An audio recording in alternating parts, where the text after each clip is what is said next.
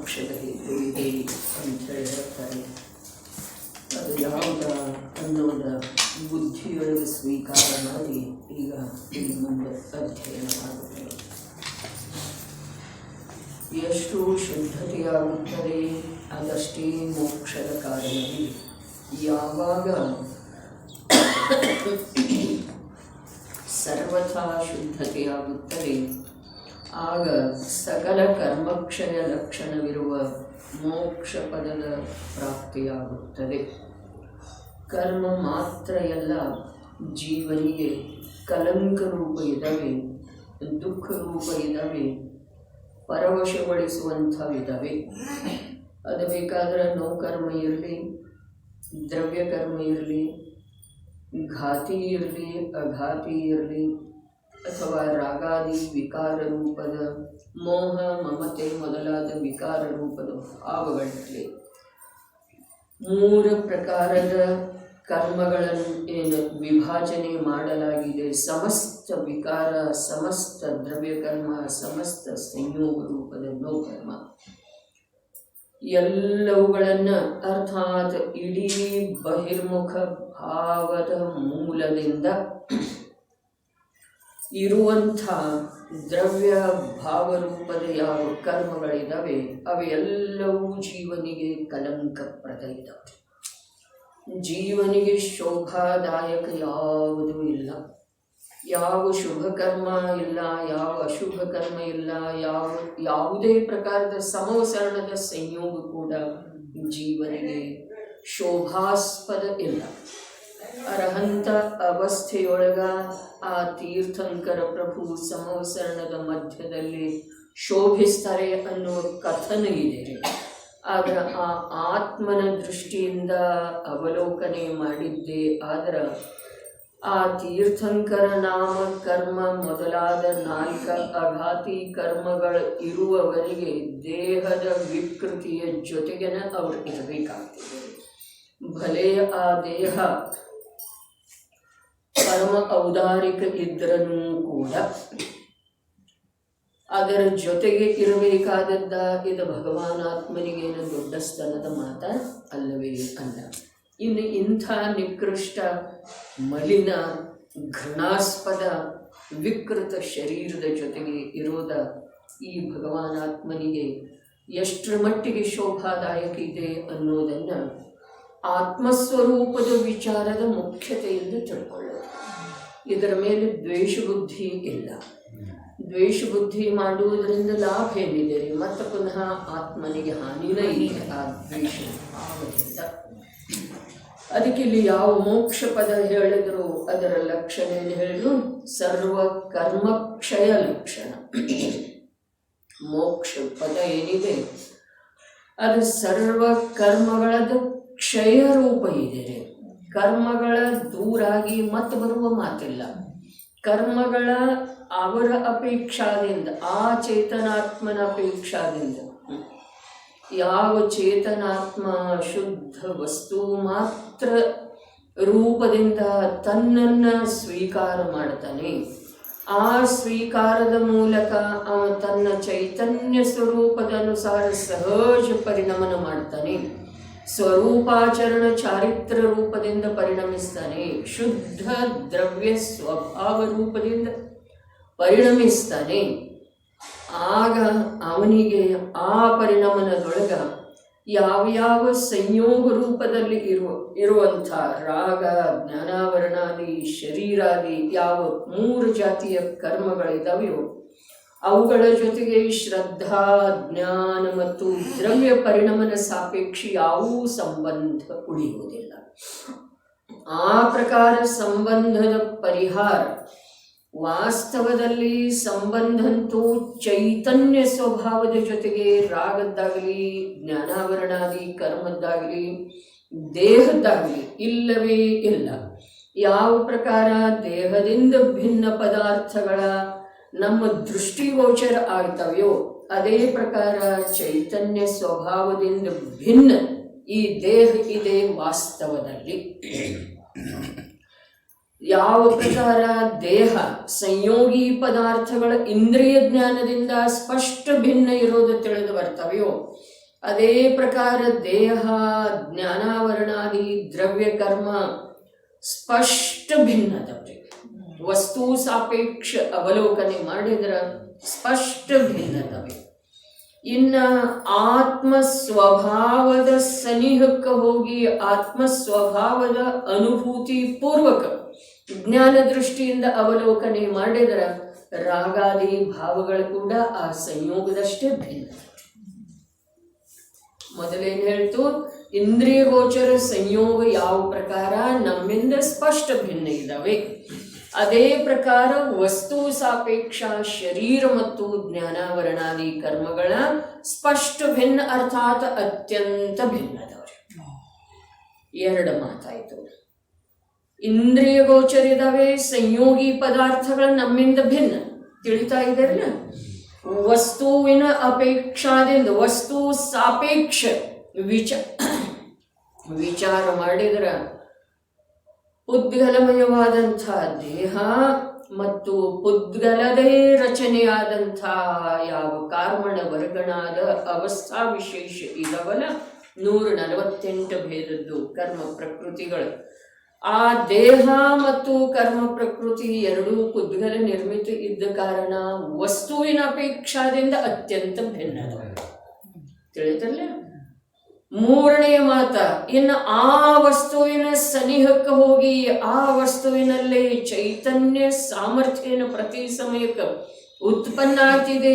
ಆ ಚೈತನ್ಯ ಸಾಮರ್ಥ್ಯವನ್ನ ಅದರ ಸನ್ಮುಖ ಮಾಡಿ ಅಥವಾ ಅದರಲ್ಲೇ ಅಭೇದಗೊಳಿಸಿ ನೋಡಿದ ನಂತರ ಆ ರಾಗಾದಿ ಭಾವ ಕೂಡ ಆ ಸಂಯೋಗಿ ಪದಾರ್ಥದಷ್ಟನ ಭಿನ್ನದವರೆ. ಈ ಪ್ರಕಾರ ಯಾವಾಗ ರಾಗಾದಿ ಭಾವಗಳನ್ನು ಕೂಡ ಸಂಯೋಗಿ ಪದಾರ್ಥದ ಹಾಗೆ ಕ್ಷೇತ್ರ ಸಾಪೇಕ್ಷ ನೋಡ್ರಿ, ಕೇವಲ ಕಥನದ ಮಾತೆಲ್ಲ, ಕೇವಲ ಶಬ್ದವನ್ನು ತಿಳ್ಕೊಳ್ಳುವ ಮಾತೆಲ್ಲ, ವಸ್ತುವಿನ ಸನಿಹಕ್ಕೆ ಹೋಗಿ ತಿಳ್ಕೊಳ್ಬೇಕಾಗ್ತಿದೆ. ವಸ್ತುವಿನ ಸನಿಹಕ್ಕೆ ಹೋಗಿ ನಾವು ವಸ್ತುವಿನಿಂದ ದೂರ ಇದ್ದುಕೊಂಡ ಪರವಸ್ತುವನ್ನು ತಿಳಿಯೋ ಸಾಧ್ಯ ಇಲ್ಲ ಮತ್ತು ಸ್ವವಸ್ತುವನ್ನು ತಿಳಿಯೋ ಸಾಧ್ಯ ಇಲ್ಲ. ಯಾವ ಜ್ಞಾನಮಯ ಆತ್ಮ ಇದ್ದಾನೋ, ಅರೂಪಿ ಚೈತನ್ಯ ಸ್ವರೂಪದ ಆತ್ಮ ಇದ್ದಾನೋ, ಅವನ ಯಾವ ಜ್ಞಾನ ಪ್ರಗಟ ಪ್ರತಿ ಸಮಯಕ್ಕೆ ಪ್ರಗಟ, ಅವನ ಶಕ್ತಿ ಪ್ರಗಟ ಪ್ರಗಟ ಪ್ರಗಟ ಆಗ್ತಿದೆಯೋ, ಅದ ಅವನಿಂದ ದೂರ ಇದ್ದುಕೊಂಡ ಆಗಮದ ಅವಲಂಬನೆ ಮಾಡಿ ಅವನನ್ನು ತಿಳ್ಕೊಳ್ತೇನೆಂದ್ರೆ ನಿಜವಾಗಿ ತಿಳಿದು ಬರುವುದಿಲ್ಲ. ಆದರೆ ಉಪಾಯ ಮನುಷ್ಯ ಭವದಲ್ಲಿ ಹೀಗೆ ಒಂದು ಇದೆ ಅಷ್ಟೇ, ಅದರಿಂದ ತಿಳಿದು ಬರ್ತಿದೆ, ಹೀಗೆ ನಿಯಮ ಇಲ್ಲ. ಯಾವಾಗ ಜ್ಞಾನ ಸ್ವಭಾವದ ಸನಿಹಕ್ಕೆ ಆ ವರ್ತಮಾನದ ಜ್ಞಾನ ಸಾಮರ್ಥ್ಯ ಹೋಗಲಿಕ್ಕೆ ಪ್ರಯತ್ನ ಮಾಡ್ತಿದೆಯೋ, ಅದನ್ನು ತಿಳಿಲಿಕ್ಕೆ ಪ್ರಯತ್ನ ಮಾಡ್ತಿದೆಯೋ, ಅದರ ಜೊತೆಗೆ ಏಕತೆಯನ್ನ ಸಾಧಿಸುವ ಉದ್ಯಮ ಮಾಡ್ತಿದೆಯೋ, ಆಗ ಅದರ ಸ್ವರೂಪ ತಿಳಿದು ಬರಲು ಸಾಧ್ಯ ಇದೆ. ಆಗಮದಿಂದ ತಿಳಿದು ಬರುವುದಿಲ್ಲ, ಇಂದ್ರಿಯ ಜ್ಞಾನದಿಂದ ತಿಳಿದು ಬರುವುದಿಲ್ಲ, ಪರಸನ್ಮುಖ ದೃಷ್ಟಿಯಿಂದ ತಿಳಿದು ಬರುವುದು ಇಲ್ಲ. ಯಾಕೆ ಅಂತಂದ್ರೆ ದೃಷ್ಟಿಯ ವಿರುದ್ಧತೆಯೊಳಗ ಆ ದೃಷ್ಟಿವಂತ ಹೇಗೆ ತಿಳಿದು ಬರೋದು. ವಿರುದ್ಧತೆ ಅರ್ಥಾತ್ ಅವನ ಕಡೆಗೆ ಬೆನ್ನು ಮಾಡಿದ ನಂತರ ಅವನು ಹೇಗೆ ಕಾಣಿಸೋರು. ಯಾವ ಪ್ರಕಾರ ನಮಗೆ ಬೆನ್ನು ಹಿಂದಿರುವಂಥ ವಸ್ತು ಕಾಣುವುದಿಲ್ಲವೋ, ಅದೇ ಪ್ರಕಾರ ಜೀವದ ದೃಷ್ಟಿ ಜ್ಞಾನ ಸಾಮರ್ಥ್ಯ ಪರಸನ್ಮುಖ ಇರುಗಳಿನೊಳಗ ಅದರಿಂದ ವಿರುದ್ಧ ಇರುವಂತಹ ಸ್ವಭಾವ ತಿಳಿದು ಬರೋದ ಎಂದೂ ಸಾಧ್ಯ ಇಲ್ಲ. ಅದಕ್ಕೆ ಸಾಧ್ಯ ಆದಷ್ಟು ನಿನ್ನೆ ಹೇಳಿದ್ದಿತ್ತು, ಇಲ್ಲಿ ಕೂತಿರುವ ವೇಳೆದೊಳಗ ಉಪಯೋಗವನ್ನ ಇಷ್ಟು ಸೂಕ್ಷ್ಮ ಮಾಡೋದ, ಉಪಯೋಗವನ್ನ ಇಷ್ಟು ನಿರಾಲಂಬಿ ಮಾಡೋದ, ಅದಕ್ಕೆ ಬೇರೆ ಏನೂ ಮಾರ್ಗ ಉಳಿಬಾರ್ದು. ಉಪಯೋಗವಂತನನ್ನೇ ಆಶ್ರಯಿಸಬೇಕು. ಬೇರೆ ಏನು ದೃಷ್ಟಾಂತ ಬರ್ತಿದಿರಲ್ಲ, ಸಮುದ್ರದೊಳಗೆ ಸಾಗುತ್ತಾ ಇರುವಂಥ ಜಹಜದ ಮೇಲೆ ಒಂದು ಪಕ್ಷಿ ಕೂತಿದ್ದೇವೆ, ಅದ ಅಲ್ಲಿಂದ ಎದ್ದು ಹಾರ್ತಿದ್ದೇವೆ. ಹಾರಿದ ನಂತರ ಅದು ಎಲ್ಲಿ ಹೋಗೋದು? ಸ್ವಲ್ಪ ಆ ಕಡೆ ಈ ಕಡೆ ಹೋಗ್ತಿದೆ, ಮತ್ತೆ ಬಂದು ಜಹಜದ ಮೇಲೆನ ಕೂಡ್ಬೇಕಾಗ್ತಿದೆ. ಅದಕ್ಕೆ ಬೇರೆ ಯಾವ ಮಾರ್ಗ ಅನ್ಯ ಇಲ್ಲವೇ ಇಲ್ಲ. ಆ ಪ್ರಕಾರ ಇಲ್ಲಿ ಆತ್ಮಸ್ವಭಾವದ ಮಹಿಮೆ ನಮ್ಮ ಉಪಯೋಗಕ್ಕೆ ಯಾವ ಪರಿ ಬರಬೇಕು ಅಂತಂದ್ರ, ಯಾವ ಪರಿ ಪರದಿಂದ ಅದು ವಿಮುಖ ಆಗಬೇಕು ಅಂತಂದ್ರ ಅದಕ್ಕೆ ಆತ್ಮಸ್ವಭಾವವನ್ನು ಅವಲಂಬನೆ ಮಾಡದ ವಿನಃ ಬೇರೆ ಮಾರ್ಗನ ಉಳಿಬಾರ್ದ್ರಿ. ಅಷ್ಟು ಅದನ್ನು ಇಲ್ಲಿ ಸೂಕ್ಷ್ಮ ಮತ್ತು ನಿರ್ಮಲ ಮಾಡೋದ ಮತ್ತು ಅದರಲ್ಲಿ ಪುರುಷಾರ್ಥ ಜಾಗೃತ ಆಗೋದ ಅವಶ್ಯಕ. ನೋಡ್ರಿ, ಯೋಚನೆ ಮಾಡೋದ ಅನ್ಯ ಸಂಯೋಗದೊಳಗ ಅರ್ಥಾತ್ ಶರೀರ ಸಂಬಂಧದ ವಿಷಯಾವಳಿಗಳಲ್ಲೇ ಪ್ರವೃತ್ತಿ ಮಾಡ್ತಾ ಇರುವಳದೊಳಗ ಆತ್ಮ ಸಂಬಂಧದ ಕುರಿತಾಗಿ ಜೀವದ ಪುರುಷಾರ್ಥ ಆಗೋದ ಸಾಧ್ಯ ಇಲ್ರಿ. ಆದ್ರೆ ಯಾವಾಗ ಆತ್ಮ ಸಂಬಂಧದ ಕಥನಾದಿಗಳಿದಾವೆ, ನಿಮಿತ್ತಗಳಿದಾವೆ, ಆ ಸಮಯದೊಳಗ ಪ್ರಯತ್ನ ಮಾಡಿದ್ದೇ ಆದ್ರ ಆ ಆತ್ಮನ ಉಪಲಬ್ಧಿ ಆಗುವುದ ಸುಲಭ ಇದೆ. ಅದರ ಸಲುವಾಗಿ ಇಲ್ಲಿ ನಿಮಿತ್ತ ಸಾಪೇಕ್ಷ ಕಥನ ಇದೆ. ಕಾರ್ಯ ತಾನೇ ಮಾಡುವುದಿದೆ, ಆದ್ರೆ ನಿಮಿತ್ತದ ಮುಖ್ಯತೆಯಿಂದ ಕಥನ ಮಾಡ್ತಾ ಇದೆ. ಈ ಸಂಯೋಗದೊಳಗೆ ಸುಲಭ ಆಗಬಹುದು. ಎಷ್ಟು ನಿಮಿತ್ತದ ಮುಖ್ಯತೆಯಿಂದ ಕಥನ ಮಾಡ್ತಾ ಇದೆ. ಭಗವಂತರ ಸನ್ನಿಧಿಗೆ ಹೋಗಿರುವ ವೇಳೆದೊಳಗ ಅಥವಾ ತೀರ್ಥಂಕರರ ಗುಣಗಳನ್ನ ಹಾಡ್ತಾ ಇರುವ ವೇಳೆದೊಳಗ ಅಥವಾ ತೀರ್ಥಂಕರರ ನಾಮಸ್ಮರಣೆ, ಅಜಿತ ಜಿನ, ವೃಷಭ ಜಿನ, ವೀರ ಜಿನ, ಪಾರ್ಶ್ವ ಪ್ರಭು, ಶ್ರೇಯೋ ಪ್ರಭು, ಈ ಪ್ರಕಾರ ಕೇವಲ ನಾಮಸ್ಮರಣೆ ಮಾಡ್ತಾ ಇರುವ ವೇಳೆದೊಳಗೂ ಕೂಡ ಈ ಜೀವದ ಉಪಾದಾನದ ಪಾತ್ರತೆ ಜಾಗೃತ ಇತ್ತು ಅಂತಂದ್ರೆ ಕಾರ್ಯ ಆಗೋದು ಸಾಧ್ಯ ಇದೆ. ನಿಮಿತ್ತ ಇಲ್ಲದ ಕಾರ್ಯ ಯಾವಾಗೂ ಆಗೋದಿಲ್ಲ. ತಿರಿಯಂಚ ಅವಸ್ಥೆ ಇರಲಿ, ನಾರಕೀಯ ಅವಸ್ಥೆ ಇರಲಿ, ಸ್ವರ್ಗದ ವಿಪುಲ ಭೋಗರೂಪದ ಸಾಮಗ್ರಿಗಳ ಮಧ್ಯದೊಳಗೆ ಜೀವ ನಿಂತುಕೊಂಡಿರಲಿ, ಮನುಷ್ಯ ಅವಸ್ಥೆ ಇರಲಿ, ಯಾವುದೂ ಇರಲಿ, ನಿಮಿತ್ತ ಇಲ್ಲದ ಕಾರ್ಯ ಆಗೋದಿಲ್ಲ. ಆದ್ರೆ ನಿಮಿತ್ತದ ಕಡೆಗೆ ನೋಡಿದ ನಂತರ ಕಾರ್ಯ ಆಗುವುದನ್ನ ಇಲ್ಲ. ನಿಮಿತ್ತದ ವಿದ್ಯಮಾನತೆ ಇರ್ತಿದೆ, ಅದರ ಸ್ವಭಾವ ಸನ್ಮುಖ ಆಗುವ ಸಲುವಾಗಿ ಇರ್ತಿದೆ ರೀ. ಆದ್ರೆ ಆ ನಿಮಿತ್ತ ಇವನನ್ನ ಸ್ವಭಾವ ಸನ್ಮುಖ ಮಾಡುವಲ್ಲಿ ಸ್ವಲ್ಪ ಮಾತ್ರ ಕೂಡ ಸಮರ್ಥ ಇಲ್ಲ. ವೀತರಾಗಿ ಭಗವಂತರ ವಿದ್ಯಮಾನತೆಯೊಳಗೆ ಸಾನ್ನಿಧ್ಯದೊಳಗೆ ಈ ಜೀವಕ್ಕ ಅಂತರ್ಮುಖವಾಗುವ ಪುರುಷಾರ್ಥ ಉಪಾದಾನದ ಯೋಗ್ಯತೆ ಇತ್ತು ಅಂತಂದ್ರೆ ಅಂತರ್ಮುಖ ಆಗತ್ತನ್ರಿ. ಆ ನಿಮಿತ್ತ ಇವನನ್ನ ಅಂತರ್ಮುಖ ಮಾಡುವ ಸಲುವಾಗಿ ಅಂಶ ಮಾತ್ರ ಕೂಡ ಕಾರ್ಯ ಮಾಡುವುದಿಲ್ಲ. ಇವ ತಾನಾಗೇನ ಯಾವಾಗ ಅಂತರ್ಮುಖ ಆಗ್ತಾನೆ, ಆ ವೇಳೆದೊಳಗೆ ನಿಯಮದಿಂದ ಇವ ಭಗವಂತನ ಸಾನ್ನಿಧ್ಯದೊಳಗಿರ್ತಾನೆ. ಇಲ್ಲಾದ್ರ ವೀತರಾಗತೆಯನ್ನ ಪೋಷಿಸುವ ಅಥವಾ ವಸ್ತು ಸ್ವರೂಪವನ್ನು ದರ್ಶಿಸುವ ಜಿನವಾಣಿಯ ಸಾನ್ನಿಧ್ಯದೊಳಗೆ ಇರ್ತಾನೆ, ಅಥವಾ ಆತ್ಮ ಸಾಧಕ ಸಾಧುವಿನ ಸಂಯೋಗದೊಳಗ ಇರ್ತಾನೆ. ನರಕದ ನಾರಕಿ ಏನಿರ್ತಾನೆ, ಅದ ಪೂರ್ವಭವದ ಎಂದೋ ಸಂಭವಿಸಿದ ಸಂಯೋಗವನ್ನ ಸ್ಮೃತಿ ಪಟಲದೊಳಗೆ ತಂದುಕೊಂಡ ಅವನು ಪುರುಷಾರ್ಥ. ಏನು ಹೇಳಿದ್ರೆ ಇಲ್ಲಿ ಯಾವ ತಿರಿಯಂಚದೊಳಗನು ಜಾತಿ ಸ್ಮರಣನೂ ಆಗ್ತಿದೆ ಮತ್ತು ಪ್ರತ್ಯಕ್ಷ ನಿನ್ನೆ ಕಾಡಂದೇದಾದ ದೃಷ್ಟಾಂತ ಬರ್ತದೆ. ಅಲ್ಲಿ ಯಾವುದದು ಪದ್ಮಪುರಾಣದೊಳಗೆ ಬರ್ತಿದೆ, ಅದು ಜಟಾಯು ಪಕ್ಷಿ ಏನಿದೆ ಅದ ಗೃದ್ಧ ಪಕ್ಷಿ, ಅದರದ ದೃಷ್ಟಾಂತ ಬರ್ತಿದೆ. ಸಿಂಹದ ದೃಷ್ಟಾಂತ ಬಂತು, ಮಹಾವೀರ ತೀರ್ಥಂಕರದ ಆನೆಯ ದೃಷ್ಟಾಂತ ಬಂತು, ಕುದುರೆಯ ದೃಷ್ಟಾಂತ ಬಂತು. ಇವೆಲ್ಲ ಏನದವು ಅಂತಂದ್ರೆ ಆ ವೀತರಾಗ ಮುದ್ರೆಯನ್ನು ನೋಡಿದ ನಂತರ ಸಂಜ್ಞಿ ಪಂಚೇಂದ್ರಿಯ ತಿರಿಯಂಚ, ಸಂಜ್ಞಿ ಪಂಚೇಂದ್ರಿಯ ಅವಸ್ಥೆ ಏನಿದೆಯಲ್ಲ ಅಂತರಂಗದೊಳಗೆ ಜೀವದ ನಮ್ದು ಹೇಗಿದೆ ಹಾಗೇ ಇದೆ. ಅದ ಹೊರಗಡೆ ದೇಹ ಮಾತ್ರ ಬೇರೆ ಇದೆ. ಅದರ ಸಲುವಾಗಿ ಹೇಳಿತು, ದೇಹ ಸಂಯೋಗ ಜೀವನಿಗೆ ಯಾವುದೇ ಪ್ರಕಾರದಿಂದ ಹಾನಿ ಅಥವಾ ಲಾಭ ಮಾಡುವುದಿಲ್ಲ. ಜೀವ ಸ್ವಯಮೇವನ ಪರಪದಾರ್ಥದ ಕಡೆಗೆ ಮೂರ್ಛಿತಾದ ಅಂತಂದ್ರೆ ಅವನಿಗೆ ಆ ಮೂರ್ಛೆಯಿಂದ ಹಾನಿ ಇದೆ. ಜೀವ ತಾನಾಗೇನ ಪರಪದಾರ್ಥದ ಕುರಿತು ಸಹಜ ಭಾವದಿಂದ ಇದ್ದ ಅಂತಂದ್ರ ಆ ಸಹಜ ಭಾವದಿಂದ ಅವನಿಗೆ ಸಹಜ ಸ್ವಭಾವವನ್ನು ಹಿಡ್ಕೊಳ್ಳುವಂತಹ ಪಾತ್ರತೆ ಅಲ್ಲಿ ಪರ್ಯಾಯದೊಳಗ ಪಕ್ವ ಆಗ್ತಿದೆ. ಪರಪದಾರ್ಥ ಏನೂ ಮಾಡುವುದಿಲ್ಲ. ವೀತರಾಗಿ ದೇವ ಶಾಸ್ತ್ರ ಗುರುವಿನ ನಿಮಿತ್ತ ಪಡೆದು ಜೀವನಿಗೆ ಸಮ್ಯಕ್ ದರ್ಶನ ಆಗ್ತಿದೆ. ಈ ಮಾತು ಸತ್ಯ ಇದ್ರೂ ಕೂಡ ಆ ನಿಮಿತ್ತ ಇವನ ಆ ಸಮ್ಯಕ್ ದರ್ಶನದ ಸಲುವಾಗಿ ಅಂಶ ಮಾತ್ರ ಕೂಡ ಕಾರ್ಯ ಮಾಡುವುದಿಲ್ಲ. ನಿಮಿತ್ತದ ಕ್ಷೇತ್ರದೊಳಗೆ ನಿಮಿತ್ತದ ಸ್ವಚತುಷ್ಟಯದೊಳಗೆ ಅದ ಪರಿಣಮನಶೀಲ ಇದೆ. ಈ ಆತ್ಮನ ಚತುಷ್ಟಯದೊಳಗ ಆ ಚತುಷ್ಟಯದ ಯಾವ ಪ್ರಕಾರದ ಸಂಬಂಧ ಬರುವುದಿಲ್ಲ ಅಂತ ಹೇಳೇನ ಅಸ್ತಿತ್ವದ ಸಿದ್ಧಿಯಾಗ್ತಿದೆ. ಅಸ್ತಿತ್ವ ಹೇಗಿದೆ? ದ್ರವ್ಯ ಕ್ಷೇತ್ರ ಕಾಲ ಭಾವ. ನಾಸ್ತಿತ್ವ ಹೇಗಿದೆ? ಪರದ್ರವ್ಯ ಕ್ಷೇತ್ರ ಕಾಲ ಭಾವದಿಂದ ನನ್ನ ನಾಸ್ತಿತ್ವ ಇದೆ, ನನ್ನೊಳಗ ಪರದ್ದ ನಾಸ್ತಿತ್ವ ಇದೆ. ಈ ಪ್ರಕಾರ ವಸ್ತು ಸ್ವಭಾವದ ಸಿದ್ಧಿ ಆಗ್ತಿದೆ.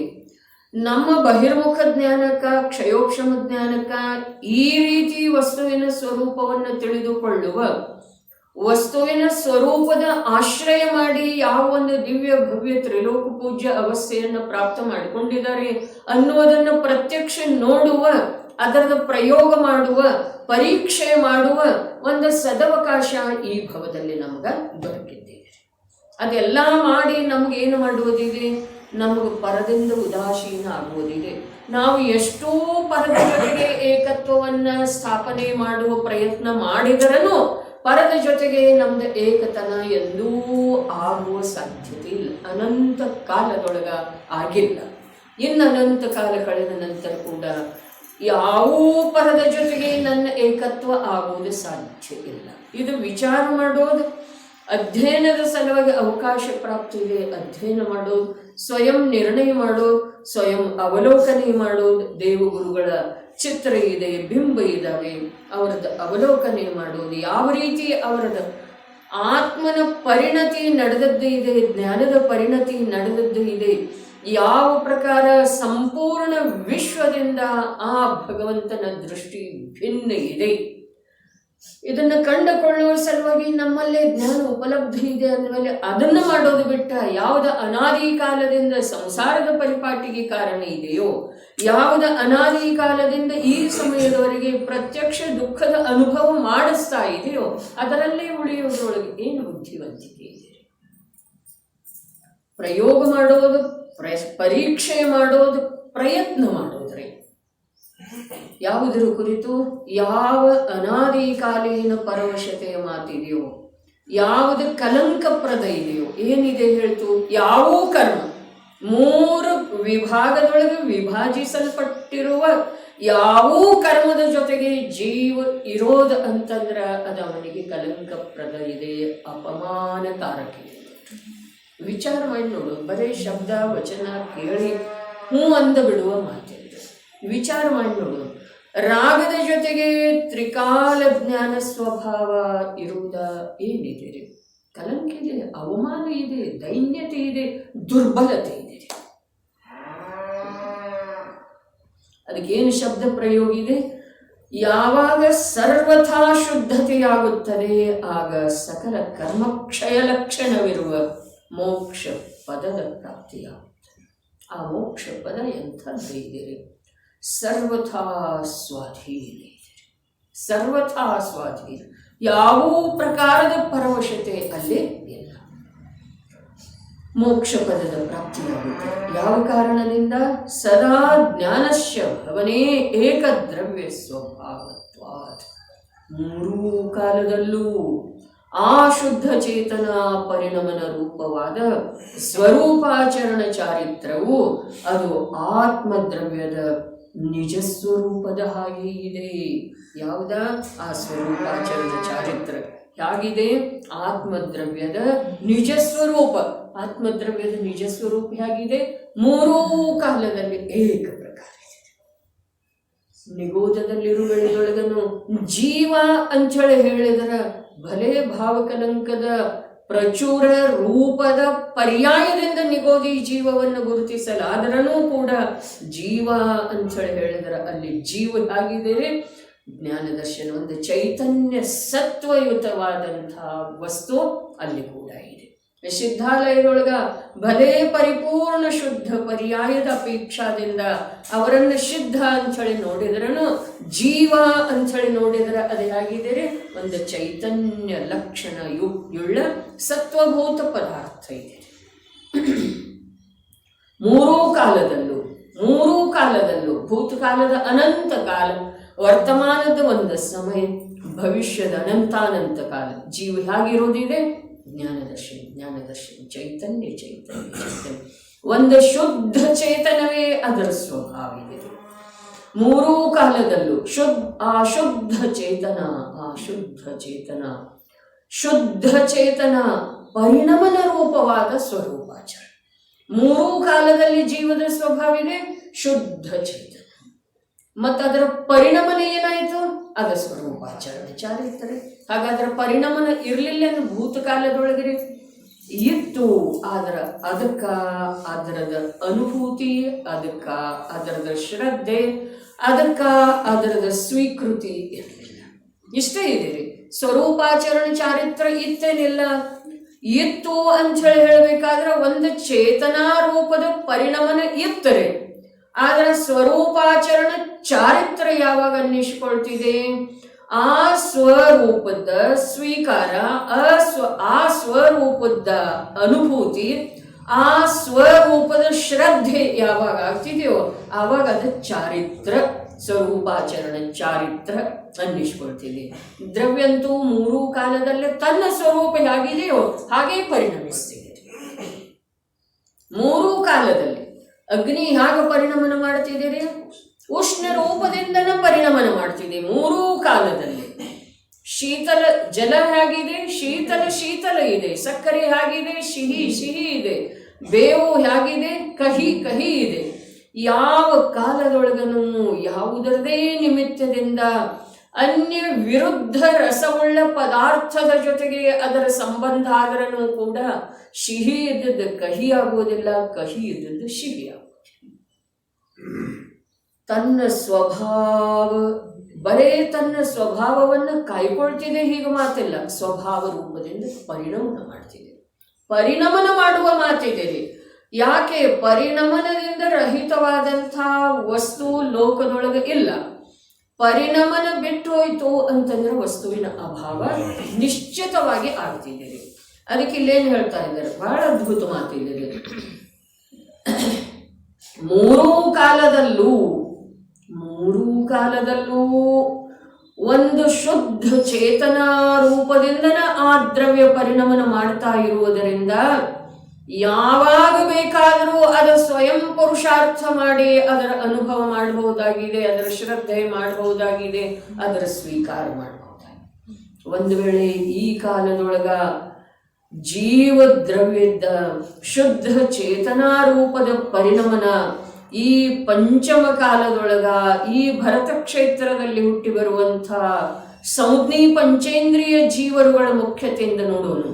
ಸಂಜ್ಞಿ ಪಂಚೇಂದ್ರಿಯ ಜೀವ ಈ ಭರತ ಕ್ಷೇತ್ರದೊಳಗ ಈ ಪಂಚಮ ಕಾಲದಲ್ಲಿ ಉದಿಸಿ ಬಂದಿದ್ದಾವೆ. ಎಷ್ಟೆಷ್ಟ ಅವುಗಳದ್ದು ಒಂದು ವೇಳೆ ಆ ಶುದ್ಧ ಚೇತನಾ ರೂಪದ ಪರಿಣಮನ ಇಲ್ಲದೆ ಹೋಗಿದ್ದರೆ ಅವುಗಳಿಗೆ ಯಾವುದೋ ಜೀವಕ್ಕ, ಎಲ್ಲವುಗಳಿಗಲ್ಲ, ಯಾವುದೋ ಜೀವಕ್ಕ ಆ ಮೋಕ್ಷ ಮಾರ್ಗ ಅರ್ಥಾತ್ ಸ್ವರೂಪಾಚರಣ ಚಾರಿತ್ರ ಹೇಗೆ ಪ್ರಕಟ ಆಗಲು ಸಾಧ್ಯ ಇದೆ? ನರಕದಲ್ಲಿ ಇದೆ, ಅರ್ಥಾತ್ ಮೂರು ಲೋಕದಲ್ಲಿ ಯಾವುದೇ ಕೋಣೆಯೊಳಗೂ ಜೀವ ಹೋದ್ರೂ ಕೂಡ, ಯಾವುದೇ ಮೂಲೆಯೊಳಗೆ ಸೇರಿಕೊಂಡ್ರೂ ಕೂಡ ಅದರದ ಪರಿಣಮನ ಹೇಗಿದೆ? ಶುದ್ಧ ಚೇತನ. ವಿಶ್ವಾಸ ಮಾಡಲಿಕ್ಕೆ ಬೇಕು. ವಿಶ್ವಾಸ ಯಾವ ಸಮಯದಲ್ಲಿ ಈ ಜೀವ ಮಾಡ್ತಾನೋ ಆ ಸಮಯದಲ್ಲಿ ಈ ಜೀವದ ಮಿಥ್ಯಾತ್ವ ಅತ್ಯಂತ ಶಿಥಿಲ ಆಗಿ ಹೋಗ್ತಿದೆ. ಆ ವಿಶ್ವಾಸದ ಬಲದಿಂದ ಆಂತರ್ಯದೊಳಗೆ ಪುರುಷಾರ್ಥ ಮಾಡಿದ ಅಂತಂದ್ರೆ ಮಿಥ್ಯಾತ್ವದ ಬಂಧನ ಕಳಚಿ ಹೋಗ್ತಿದೆ. ಎಲ್ಲಿಯವರೆಗೆ ಅವನು ವಿಶ್ವಾಸ ಮಾಡುವುದಿಲ್ಲ, ಎಲ್ಲಿಯವರೆಗೆ ಆ ವಿಶ್ವಾಸವನ್ನೇ ಆಧಾರವಾಗಿಟ್ಕೊಂಡು ಅಂತರ್ಮುಖ ಪುರುಷಾರ್ಥ ಮಾಡುವುದಿಲ್ಲ, ಅಲ್ಲಿಯವರೆಗೆ ಮಿಥ್ಯಾತ್ವ ಪ್ರಬಲ ಇದೆ. ಅದನ್ನು ನೀವು ಗ್ರಹೀತನ್ರಿ ಅಗ್ರಹೀತನ್ರಿ ಅನಂತ ಸಂಸಾರ ಅನ್ರಿ ಏನೇ ಅಂದ್ರೂ ಕೂಡ ಆ ಮಿಥ್ಯಾತ್ವ ಅಲ್ಲಿಯವರೆಗೇನೆ ಇದೆ. ಎಲ್ಲಿಯವರೆಗೆ ತನ್ನ ತ್ರಿಕಾಲಿ ಶುದ್ಧ ಚೇತನ ರೂಪದ ಪರಿಣಮನವನ್ನು ಸ್ವೀಕಾರ ಮಾಡುವುದಿಲ್ಲವೋ ಅಲ್ಲಿಯವರೆಗೆ. ನಾನು ರೋಗಿ ಇದ್ದೇನೆ, ಸಂಸಾರಿ ಇದ್ದೇನೆ, ಸ್ತ್ರೀ ಇದ್ದೇನೆ, ದುರ್ಬಲ ಇದ್ದೇನೆ, ಪರಾಧೀನ ಇದ್ದೇನೆ. ಈ ಪ್ರಕಾರ ನಾನಾ ಪ್ರಕಾರದ ಕಲ್ಪನೆ ಎಲ್ಲಿಯವರೆಗೆ ಇದಾವೆಯೋ ಅಲ್ಲಿಯವರೆಗೆ ಆ ಕಲ್ಪನೆಗಳ ಬಲದಿಂದ ಇವನಿಗೆ ಅದೆಲ್ಲವೂ ಇರುವುದರ ಹಾಗೆನ ಅನುಭವ ಆಗ್ತಿದೆ. ಯಾವಾಗ ಈ ಜೀವ ನಾನಂತೂ ಮೂರು ಕಾಲದಲ್ಲೂ ದೇಹ ಕರ್ಮ ರಾಗವನ್ನ ಸ್ಪರ್ಶಿಸದೇ ಇರುವಂಥ ಒಂದು ಚಿತ್ಪ್ರಕಾಶ ವಸ್ತು ಇದ್ದೇನೆ. ಆ ಚಿತ್ಪ್ರಕಾಶ ರೂಪದ ವಸ್ತುವಿಂದ ನಿರಂತರ ಚೇತನ ರೂಪದ ಪರಿಣಮನ ಇದೆ. ಅನ್ಯ ಯಾವುದೇ ಪ್ರಕಾರದ ರೂಪನೂ ನಂದಿಲ್ಲ, ಅನ್ಯ ಯಾವುದೇ ಪ್ರಕಾರದ ಪರಿಣಮನೂ ನಂದಿಲ್ಲ. ನನ್ನ ರೂಪ ಎಂಥದ್ದಿದೆ? ಒಂದು ಚಿತ್ ಪ್ರಕಾಶ್. ನನ್ನ ಪರಿಣಮನ ಎಂಥದ್ದಿದೆ? ಒಂದು ಶುದ್ಧ ಚೇತನಾ ರೂಪದ್ದನ ಪರಿಣಮನ ಇದೆ. ಶುದ್ಧ ಚೇತನಾ ರೂಪದ ಪರಿಣಮನ ಮಾಡುವಂಥ ಚಿತ್ ಪ್ರಕಾಶಮಯ ವಸ್ತು ನಾನು ಲೋಕದೊಳಗ ನನ್ನ ಸಲುವಾಗಿ ಸರ್ವಶ್ರೇಷ್ಠ ಇದ್ದೆ. ಚಿತ್ ಪ್ರಕಾಶಮಯವಾದಂಥ ವಸ್ತು ಚೈತನ್ಯ ಚೇತನಾ ರೂಪದಿಂದ, ಶುದ್ಧ ಚೇತನಾ ರೂಪದಿಂದ ನಿರಂತರ ಪರಿಣಮನ ಮಾಡುವಂಥ ವಸ್ತು ನನ್ನ ಸಲುವಾಗಿ ನನಗೆ ಪರಮ ಲಾಭಪ್ರದ ಇದೆ.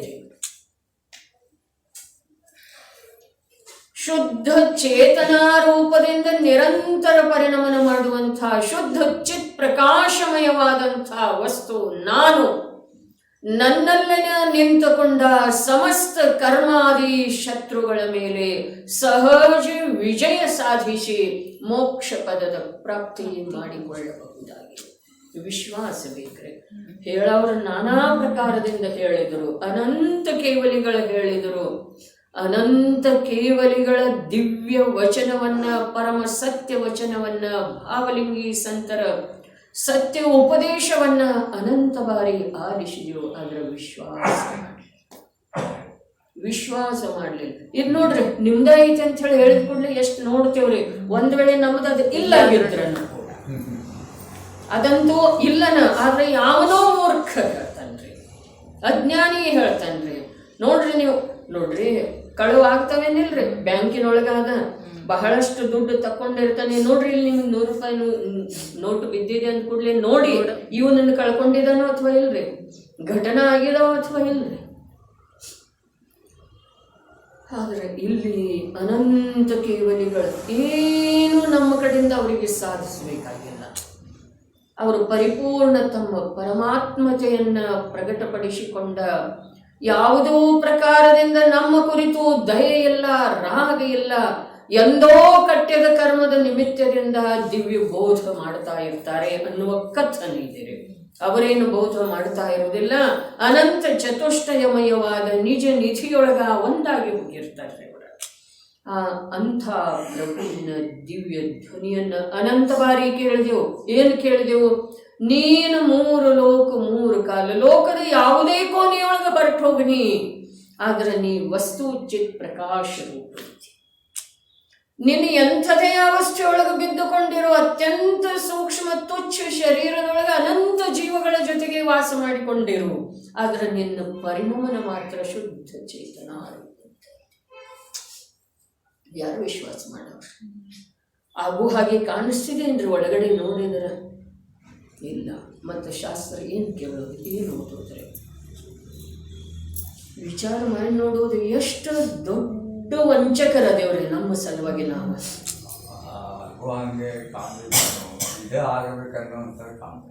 ಕಾಣಿಸ್ತಿದೆ, ನಿಜವಾಗಿ ಕಾಣಿಸ್ತಿತ್ತು ಅಂತಂದ್ರೆ ಅದನ್ನು ಹಿಡ್ಕೊಳ್ಳುವ ಪ್ರಯತ್ನ ಮಾಡೋದ್ರೆ, ನೋಡಿ ಈ ಪ್ರಕಾರದ ಶ್ರದ್ಧೆ ಮಾಡಿದೆ ಅಂತಂದ್ರೆ ಈ ಸಮಯಕ್ಕೆ ನಿನ್ನ ಶಿರಚ್ಛೇದ ಮಾಡ್ತೇನೆ ಅಂತ ಹೇಳಿ ಹೇಳಿದ್ರೂ ಕೂಡ ನನ್ನ ಶಿರಚ್ಛೇದ ಮಾಡೋ ಸಾಧ್ಯನೇ ಇಲ್ಲ. ನಾನು ಚಿತ್ ಪ್ರಕಾಶಮಯ ವಸ್ತು ಇದ್ದೇನೆ. ಈ ಪ್ರಕಾರ ಸ್ವೀಕಾರ ಬೇಕ್ರಿ. ಹೊರಗಡೆ ಮಾತಾಡೋ ಮಾತಲ್ಲ, ಮಾತಾಡೋದು ಕೂಡ ಎಂಟಿಗೆ ಇದ್ರೆ ಮಾತಾಡಬೇಕು, ಇಲ್ದಿದ್ರೆ ಅದು ಸಾಧ್ಯ ಇಲ್ಲ. ನಿಮಿತ್ತವನ್ನು ಬದಲಾಯಿಸಲಿಕ್ಕೆ ಹೊರಟಿದ್ದೇವೆ. ಉಪಾದಾನದ ಯೋಗ್ಯತೆ, ಶಿರಚ್ಛೇದದಿಂದ ಮರಣ ಆಗೋದಿತ್ತು ಅಂತಂದ್ರೆ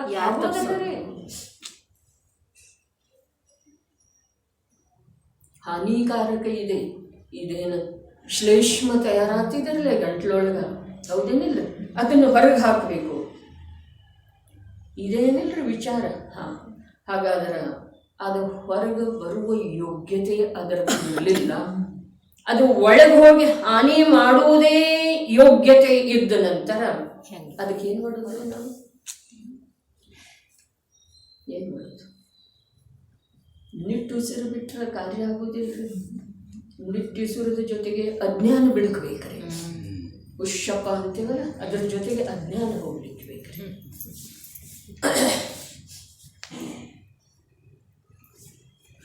ಸಾಮಾನ್ಯ ಘಟನಾ ಮಂದಿರದೊಳಗೆ ಹೋದ ನಂತರ ಬರ್ತಿದೆ.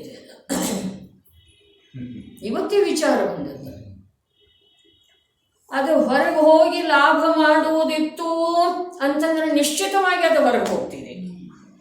ಅದು ಒಳಗೆ ಹೋಗಿ ಲಾಭ ಮಾಡುವುದಿತ್ತು ಅಂತಂದ್ರೆ ಒಳಗೆ ಹೋಗ್ತಿದೆ. ಒಳಗೆ ಹೋಗಿ ಹಾನಿ ಮಾಡೋದಿತ್ತು ಅಂತಂದ್ರೆ ಅದು ಒಳಗೆ ಹೋಗಿ ಹಾನಿ ಮಾಡ್ತಿದೆ. ಬರೀ ಈ ಪ್ರಕಾರ ಪ್ರತಿಯೊಂದು ಪರಪದಾರ್ಥದ ಕಾರ್ಯದ ಪರಮ ಸ್ವತಂತ್ರತೆಯನ್ನ, ನಿಮಿತ್ತದ ಅಕರ್ತಾತನವನ್ನ ಸ್ವೀಕಾರ ಮಾಡುವುದ ನಮ್ಮ ಪುರುಷಾರ್ಥ ಇದೆ.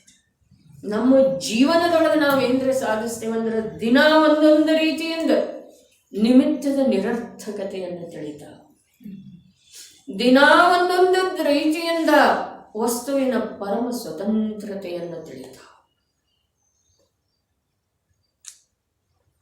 ವಸ್ತುವಿನ ಪರಮ ಸ್ವಾತಂತ್ರ್ಯ ತಿಳಿತು ಅಂದ್ರೆ ಅವನ ನಿಮಿತ್ತಿಗೆ ಆಧಾರ ನಿಮಿತ್ತ ಆಗ್ತೈತೆ. ನಿಮಿತ್ತ ನೋಡ್ರಿ, ನಿಮಿತ್ತ ಏನೂ ಮಾಡುವುದಿಲ್ಲ ಅಂತ ಹೇಳಿದ್ರಲ್ಲ, ನಿಮಿತ್ತ ಇರ್ತೈತಿ ಮಾತ್ರ ಸರಿ, ನಿಮಿತ್ತ ಇಲ್ಲದ ಕಾರ್ಯ ಆಗೋದೇ ಇಲ್ಲ. ಆದ್ರೆ ನಿಮಿತ್ತ ಒಂದು ಅಂಶ ಕೂಡ ಸಹಕಾರ ಮಾಡೋದಿಲ್ಲ. ಯಾವಾಗ ಆ ಸಿಂಹದ ಎದುರಿಗೆ ಇಬ್ಬರು ಚಾರಣ ಮುನಿಗಳ ಪರಮ ಉಪಶಮ ಭಾವದ ಜೊತೆಗೆ ನಿಂತುಕೊಂಡಿದ್ದರು, ಆ ವೇಳೆದೊಳಗ ಆ ಸಿಂಹ ಏನು ಅಂತರ್ಮುಖ ಆಯ್ತಲ್ಲ, ಆವಾಗ ಆ ಉಪಶಮ ಭಾವಧಾರಿ ಸಂತರ ಏನು ಮಾಡಿದ್ರಿ, ಆ ಅಂತರ್ಮುಖ ಭಾವ ಆಗುವ ಸಲುವಾಗಿ ಸಿಂಹದ ಪ್ರದೇಶದೊಳಗೆ, ಸಿಂಹದ ಭಾವದ ಪ್ರದೇಶದೊಳಗೆ ಏನು ಕಾರ್ಯ ಮಾಡಿದ್ರು? ಸ್ಪಷ್ಟ ನೋಡ್ಲಿಕ್ಕೆ ಬೇಕ್ರಿ, ಪ್ರತ್ಯಕ್ಷ ಕಾಣ್ಲಿಕ್ಕೆ ಬೇಕ್ರಿ. ಅವರ ಆ ಉಪಶಮ ರಸ ಏನು ಪ್ರವಹಿಸ್ತಾ ಇತ್ತು, ಅದ ಅವರ ಆತ್ಮ ಪ್ರದೇಶದೊಳಗ ಅವರ ಚೈತನ್ಯ ಭಾವವನ್ನ ಅದ ಏನು ಮಾಡುತ್ತಿತ್ತು ಅಂತಂದ್ರ ಪ್ರಚೋದಿಸಿ ಅನುಭವ ಮಾಡುತ್ತಿತ್ತು. ಆ ಉಪಶಮ ಭಾವ ಅವ್ರದ್ದು, ಅವರ ಆತ್ಮ ಪ್ರದೇಶವನ್ನು ಬಿಟ್ಟು ಬರೋದನ್ನೇ ಇಲ್ಲ. ಯಾವ ಜೀವದ ಅಥವಾ ಯಾವ ಜಡದ ಪರ್ಯಾಯ ತನ್ನ ದ್ರವ್ಯ ಕ್ಷೇತ್ರವನ್ನ ಮೀರಿ ಹೊರಗಡೆ ಬರುವುದನ್ನ ಇರುತ್ತೆ. ಅದಕ್ಕೆ ದ್ರವ್ಯ ಕ್ಷೇತ್ರ ಕಾಲ ಬೇಕಾದಷ್ಟು ನಿಕಟ ಇರುತ್ತೆ. ಆದ್ರೆ ಯಾವುದು ಪರ ಇದೆಯೋ ಅದು ಪರವೇ ಇದೆ. ಅತ್ಯಂತ ನಿಕಟವರ್ತಿ ಇದ್ರೂ ಕೂಡ ಅವೆರಡರ ಮಧ್ಯದೊಳಗ ವಜ್ರದ ಗೋಡೆ ಇದೆ. ಅದನ್ನು ದಾಂಟ್ಯದ ಬರೋದನ್ನ ಸಾಧ್ಯ. ಅನಂತ ವೀರ್ಯ, ಅನಂತ ವೀರ್ಯ ಯಾರ್ದ ಜಾಗೃತ ಆಗ್ತಾ ಇದೆಯೋ ಅವರಿಗೇನೇ ವಸ್ತುವಿನ ಸ್ವತಂತ್ರತೆ ಕಂಡು ಬರುತ್ತಿದೆ. ಅರ್ಥಾತ್ ಅನಂತ ದರ್ಶನದ ಸಾಮರ್ಥ್ಯ ಅಲ್ಲೇ ಪ್ರಕಟ ಆಗುತ್ತಿದೆ. ಅಲ್ಲೇ ಅನಂತ ಜ್ಞಾನಮಯನಾದಂಥ ಜೀವ ಯಥಾರ್ಥ ಜ್ಞಾನದ ಮೂಲಕ ಸ್ವ ಮತ್ತು ಪರಗಳನ್ನು ಅತ್ಯಂತ ನಿಕಟವರ್ತಿ ಇದ್ರೂ ಕೂಡ ಪೃಥಕ್ಕಾಗಿ ನೋಡುವ ಸಾಧ್ಯತೆ ಇದೆ. ಬೇಕಾದಷ್ಟು ಸಮೀಪ ಇರಲ್ರಿ, ಬೆರೆತು ಹೋಗಿದ್ದೀರಿ, ಒಂದಾಗಿ ಹೋಗಿದೆ. ನೀರಿನೊಳಗೆ ನಿಂಬೆ ರಸ, ಕ್ಷಾರ ರಸ, ಶಿಟಿ ರಸ ಒಂದಾಗಿ ಹೋಗಿದ್ದೀರಿ, ಅದನ್ನು ಬೇರೆ ಮಾಡಲಿಕ್ಕೆಲ್ಲ ಬರುವುದಿಲ್ಲ. ಆದ್ರೂ ಕೂಡ ಸಿಹಿ ರಸ ನೀರ್ಮಯ ಆಗಿಲ್ಲ, ಸಿಹಿ ರಸ ಕ್ಷಾರಮಯ ಆಗಿಲ್ಲ, ಸಿಹಿ ರಸ ಹುಳಿಮಯ ಆಗಿಲ್ಲ. ಯಾವ ವಸ್ತು ಇದೆಯೋ ಅದು ತನ್ನ ಸ್ವಭಾವವನ್ನು ಬಿಟ್ಟ ಯಾವಾಗೂ ಅನ್ಯ ಸ್ವಭಾವ ರೂಪವಾಗಿ ಪರಿಣಮಿಸುವುದು ಸಾಧ್ಯ ಇಲ್ಲ. ನಾವು ನಂಬಿದರೂ ಇಲ್ಲ, ನಂಬದಿದ್ದರೆ ಅನಂತ ಕಾಲ ನಾವು ನಂಬಲಿಲ್ಲ ಅಂಥೇಳಿ ನಮ್ಮ ಸ್ವಭಾವದೊಳಗೆ ಬದಲಾವಣೆ ಆಗಿ ಹೋಗಿಲ್ರಿ. ಈ ಸಮಯಕ್ಕೆ ನಾವು ನಂಬಲಿಕ್ಕೆ ತಯಾರಿದ್ರೆ ಆ ಸ್ವಭಾವ ಪ್ರಕಟ ರೂಪದಿಂದ ನಮ್ಮ ಅನುಭವದೊಳಗೆ ಬರಲಿಕ್ಕೆ ತಯಾರಿದೆ, ಅರ್ಥಾತ್ ಬರುವಂಥದ್ದನೇ ಇದೆ. ಏನಿದೆ? ಒಂದು ಸಮಯದ ಅಪರಾಧ ತ್ರಿಕಾಲಿ ನಿಧಿಯನ್ನ ಮರೆ ಮಾಡ್ತಾ ಇದೆ. ಒಂದು ಸಮಯದ ಅಪರಾಧ. ತ್ರಿಕಾಲಿ ನಿಧಿ ಎಂಥದ್ದಿದೆ? ಚಿತ್ಪ್ರಕಾಶ ರೂಪದ ಒಂದು ಶುದ್ಧ ಚೇತನಾ ರೂಪದಿಂದ ಪರಿಣಮನ ಮಾಡುವಂಥದ್ದ ನನ್ನ ಸ್ವಭಾವ ಇದೆ. ಜಾತಕರಾಗ ರೂಪ ಆಗ್ತಾ ಇದ್ದೇನೆ. ಯಾವ ಪರವಸ್ತುವಿನ ಕುರಿತು ಮೂರ್ಛಿತಾಗ್ತಾ ಇದ್ದೇನೆ. ಮೂರ್ಛಿತ ಆದ್ರೆ ಆ ಪರವಸ್ತು ತನ್ನ ಸ್ವಭಾವವನ್ನು ಬಿಟ್ಟು ಅಥವಾ ತನ್ನ ಸ್ವಭಾವದ ಪರಿಣಮನವನ್ನು ಮೀರಿ ನನ್ನ ಸಲುವಾಗಿ ಏನು ಮಾಡಬಹುದಾಗಿದೆ? ಯಾವ ಪರವಸ್ತುವಿನ ಮೇಲೆ ನಾನು ಎಷ್ಟು ಮೂರ್ಛಿತ ಆದರೆ ಆ ಪರವಸ್ತು ತನ್ನ ಸ್ವಭಾವದ ಪರಿಣಮನದ ದಿಕ್ಕನ್ನ ಬದಲಿಸಿ ನನಗೆ ಯಾವ ಲಾಭ ಮಾಡುವುದಿದೆ, ನನಗೆ ಯಾವ ಉಪಕಾರ ಮಾಡುವುದಿದೆ. ಮಾಡಿದರೆ ಅದರೊಳಗೆ ನನ್ನದೂ ಹೀನತನ ಇದೆ, ಅದರದೂ ಏನಾಯಿತು ಅಂತಂದ್ರೆ ಸ್ವಭಾವದ ವಿಪರೀತ ಪರಿಣಾಮ. ಎರಡೂ ಇಬ್ಬರದೂ ಹಾಗೆ ಆಗೋದನ್ನೇ ಇಲ್ಲ. ಬಸ್ ತಿಳ್ಕೊಳ್ಳುವ, ಶ್ರದ್ಧೆ ಮಾಡುವ, ಪುರುಷಾರ್ಥ ಮಾಡುವ. ಯಾವಾಗ ಸರ್ವಥಾ ಶುದ್ಧತೆಯಾಗುತ್ತದೆ, ಈ ತಿಳಿಯುವಿಕೆಯೊಳಗನೆ ಎಷ್ಟೆಷ್ಟು ದೃಢತೆ ಬರ್ತಿದೆಯೋ ಅಷ್ಟಷ್ಟ ಈ ಜೀವಕ ದುಃಖದ ಕಾರಣಗಳ ಕಳಚಿ ಹೋಗ್ತವೆ. ದುಃಖದ ಕಾರಣಗಳ ಕಳಚಿ ಹೋಗ್ತವೆ. ಕಾರಣ ಎಲ್ಲಿ ಅದಾವು?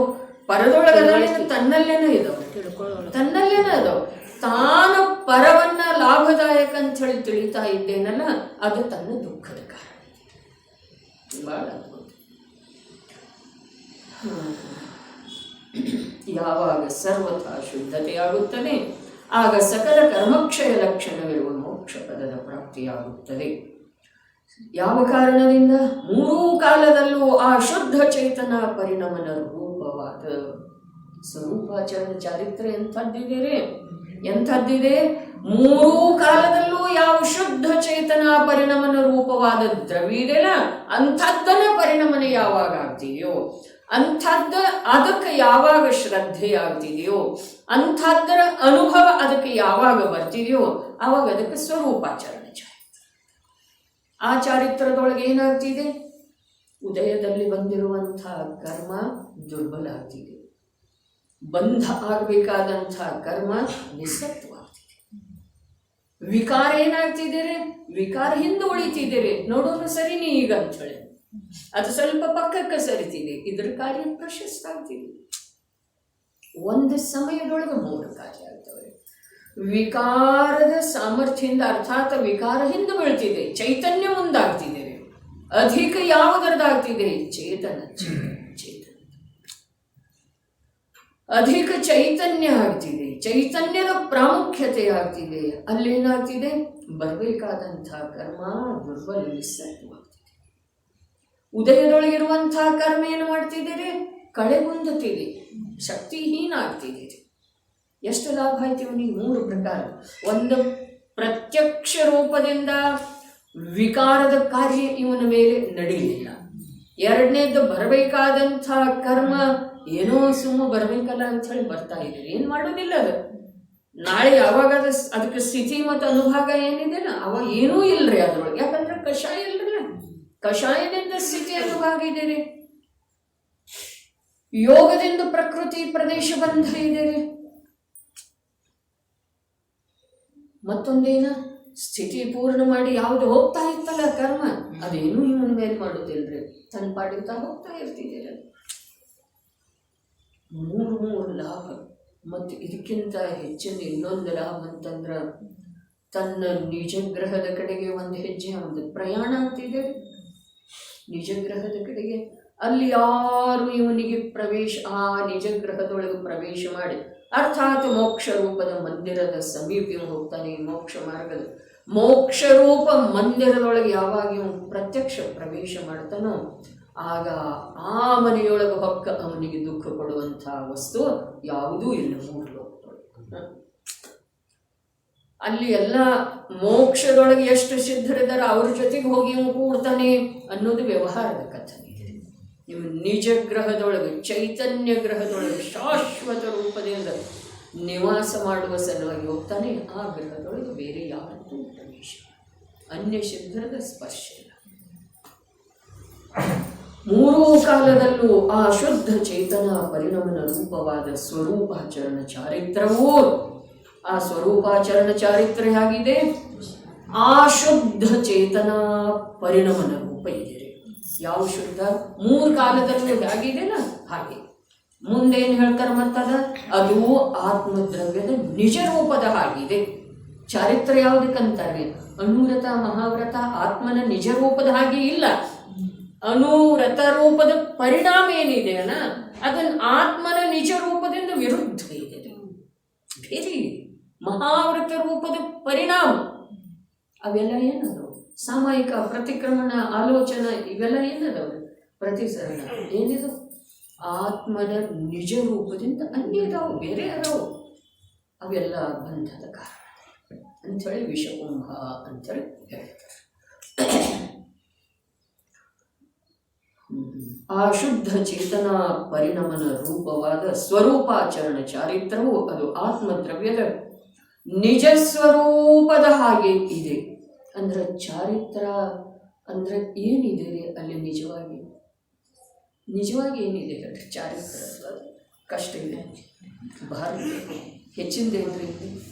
ಏನೂ ಇಲ್ಲ, ಏನು ಬಿಡಬೇಕಾದದ್ದು ಇಲ್ಲ, ಏನು ಹಿಡಿಬೇಕಾದದ್ದು, ಏನು ಬಿಡಬೇಕೋ ಅಂಥದ್ದು ಯಾವುದೂ ಆತ್ಮನಲ್ಲಿ ಗ್ರಹಣ ಆಗೇ ಇರ್ತದೆ. ಏನಾದರೂ ಹಿಡಿಬೇಕು ಅನ್ನುವಂಥ ನ್ಯೂನತೆ ಆತ್ಮನೊಳಗೆ ಏನೂ ಇಲ್ಲ. ಇಂಥ ಪರಿಪೂರ್ಣ ವಸ್ತುವಿನ ಶ್ರದ್ಧೆ ಮಾಡಲಿಕ್ಕೆ ನಮಗೇನಾಗಿದೆ? ವಿಶ್ವಾಸ ಮಾಡಲಿಕ್ಕೆ ಏನಾಗಿದೆ? ಅಲ್ಲೇನೂ ಕಠಿಣ ಅಂತೂ ಇಲ್ಲ. ಇಷ್ಟೆಲ್ಲ ಬಿಟ್ಟೆ ಅಂತಂದ್ರೆ ನಿನಗೆ ಸ್ವಭಾವದ ಪ್ರಾಪ್ತಿ ಆಗ್ತಿದೆ ಅನ್ನುವ ಮಾತಿಲ್ಲ. ನಿನ್ನ ಸ್ವಭಾವದ ಪ್ರಾಪ್ತಿ ಸಲುವಾಗಿ ಇಷ್ಟೆಲ್ಲ ಮಾಡಬೇಕಾಗ್ತಿತ್ತು ಅನ್ನೋ ಹಾಗೇನೂ ಇಲ್ಲ.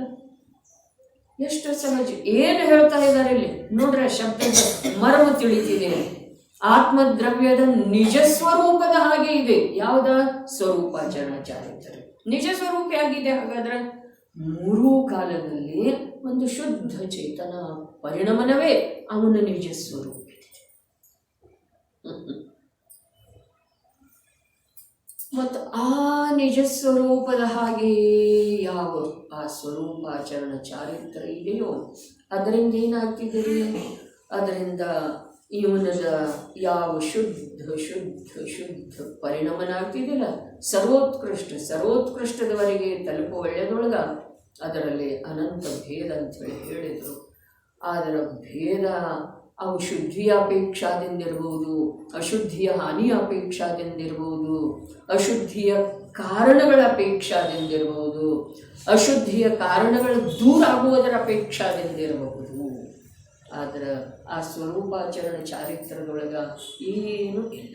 ಯಾವುದನ್ನು ದೂರ ಮಾಡುವುದರ ಕಡೆನೂ ಲಕ್ಷ್ಯ ಇಲ್ಲ, ಯಾವುದನ್ನು ಅಂಟಿಕೊಳ್ಳುವ ಕಡೆಗೇನೂ ಲಕ್ಷ್ಯ ಇಲ್ಲ.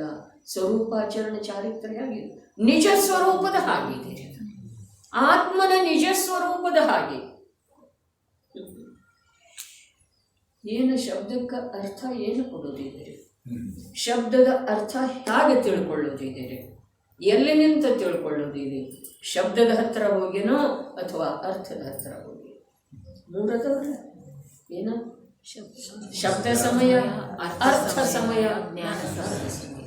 ಹಾಗಾದ್ರೆ ಶಬ್ದವನ್ನು ಹೇಗೆ ತಿಳ್ಕೊಳ್ಳೋದ? ಜ್ಞಾನದಿಂದ ತಿಳ್ಕೊಳ್ಳೋದ?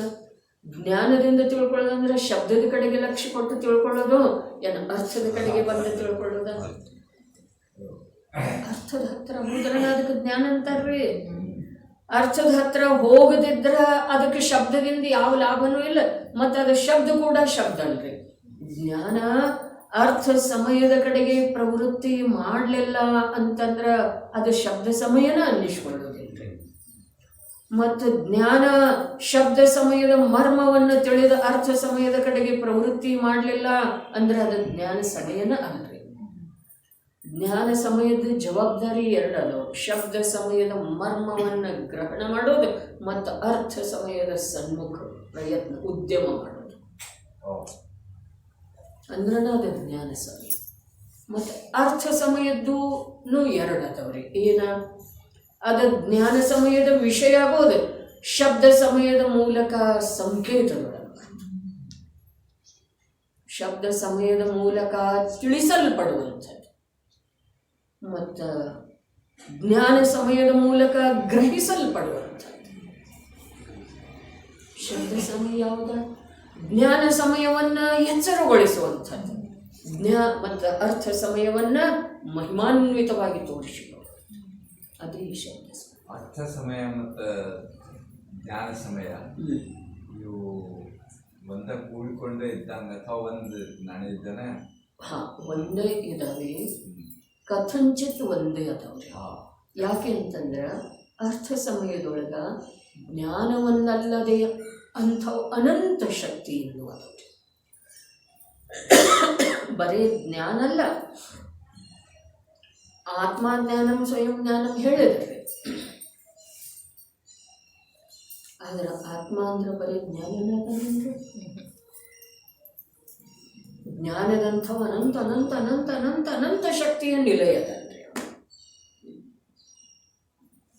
ಅನಂತ ಶಕ್ತಿಯ ನಿಲಯ ಇದ್ರೂ ಒಂದು ಜ್ಞಾನದಿಂದ ನಾವು ತಿಳಿದು ಬರ್ತದೆ, ಬೇರೆ ಯಾವ ಶಕ್ತಿಯಿಂದ ತಿಳಿದು ಬರ್ತದೆ, ಜ್ಞಾನದಿಂದನೇ ತಿಳಿದು ಬರ್ತದೆ. ಅದರ ಸಲುವಾಗಿ ಜ್ಞಾನ ಅಂದ್ರೆ ಆತ್ಮ, ಆತ್ಮನ ಮೂಲಕ ಜ್ಞಾನದ ಮೂಲಕ ಆತ್ಮನನ್ನೇ ತಿಳಿಯುವುದಿದೆ.